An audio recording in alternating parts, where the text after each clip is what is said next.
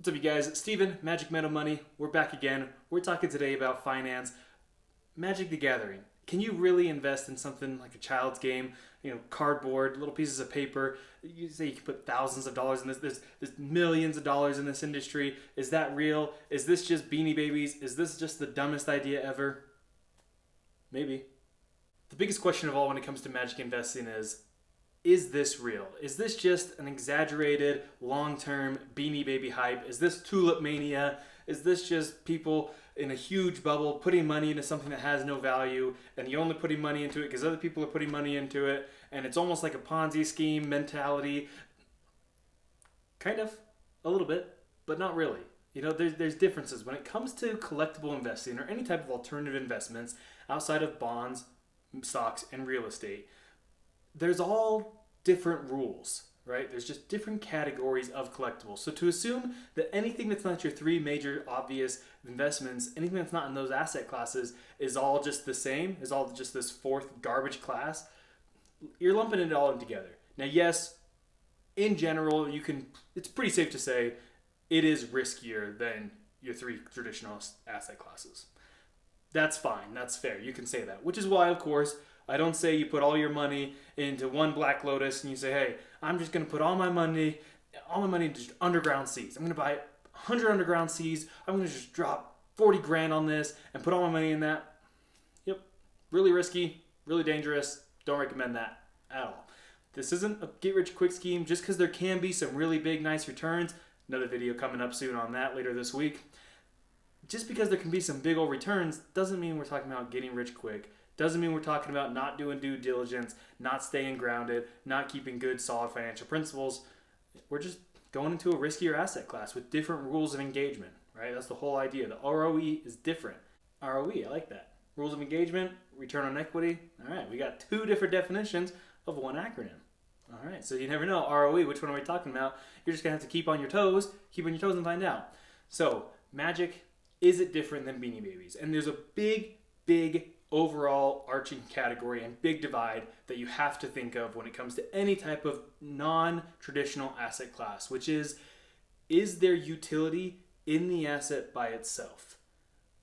More than just an ornament, right? So when it comes to Beanie Babies, yes, there is some type of ornamental factor, right? There is some utility. Same with sports cards, right? Collecting sports cards, collecting rare old coins, tulip mania, right? If y'all know about that, they're just tulips, fancy tulips that are striped and candy cane tulips. Well, I'll put a picture on the screen. Why not? I don't edit very much, as you know, but this is worth it. Look how beautiful these tulips are, right? They're gorgeous. It caused people to lose their seats, right?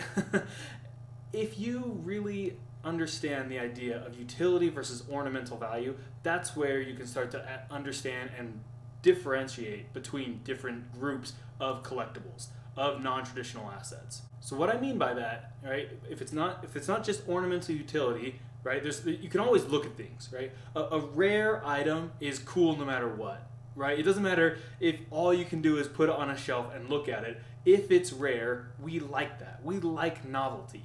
If you have a rare Ken Griffey Jr. card and it's his rookie year or whatever, and you have a truly rare version of a card, if you have a truly first edition foil Charizard or whatever, right? I mean, if you have something that's really not common, it's cool to look at, right? But there's a big difference between a Ken Griffey Jr. card and a Charizard card, because one you can only look at. You can look at both of them. That's true, right? Both of them have the ornamental value.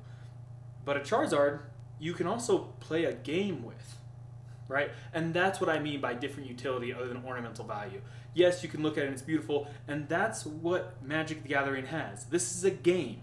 At the end of the day, these collectible cards can be used. They can be played with. They can be enjoyed. Now, yes, playing with your cards, if you have near mint gradable cards, you're not going to be playing with those ones. I get that. But for the most part, the reason why you can hold value to cards is because outside of looking at them, outside of them looking pretty, you can still use them for something else, right? If everyone goes blind and no one can see anymore, no one cares about your Ken Griffey Jr. card. No one cares about your tulip. I guess you can smell it, but it's going to smell like any other tulip. No one knows it's the rare one. Is it something you can actually do and play with? Now, All right, playing Magic while you're blind could be tough. I'm sure it could be done. Whatever. All right, my analogy's falling apart. All right, back off. Can you actually do something with it? And that's the whole point. Is Magic the Gathering is a game. It's played by millions of people all around the world. It's been being played for almost 30 years, and you can always break down and play your cards. So that's going to put a little bit of a floor, right? So if the whole collectible world just goes to crap, and Wizard says we're going to print everything to oblivion, so every card is easily accessible and nothing is rare anymore, well, at least they won't all go to zero, because you can still play with the cards, right? So that's the point. When it comes to collectibles, comic books, same thing. Comic books is an interesting one because that's kind of in between. You know, Legos, hey, you can always open a box of Legos and build the set. Magic, Pokemon, whatever, trading card games, you can always play the game underneath. Baseball cards, Beanie Babies, you can just look at them. And that's fine, just understand that's a different realm, it's a different rule of engagement. We've got a different ROE there. So comic books is interesting because they kind of walk the line, right? Because at the end of the day, you look at a comic book. But you also can read the comic book. So it's a little different, right? It's kind of right in the middle, where yes, the collectability is to keep them in beautiful, sleeved, mint condition, and I get that. And you can look at the cover, and you have the cover art. But there's dozens of pages of art within, and all those different panels. I mean, there's 100 pieces of art within that comic book, a single edition, and you can read the story. Now, can you find the story online? So it's a little different. It's not quite the same. So comic books is a little interesting. Anyway, that's a little beside the point. I'm getting off on a tangent.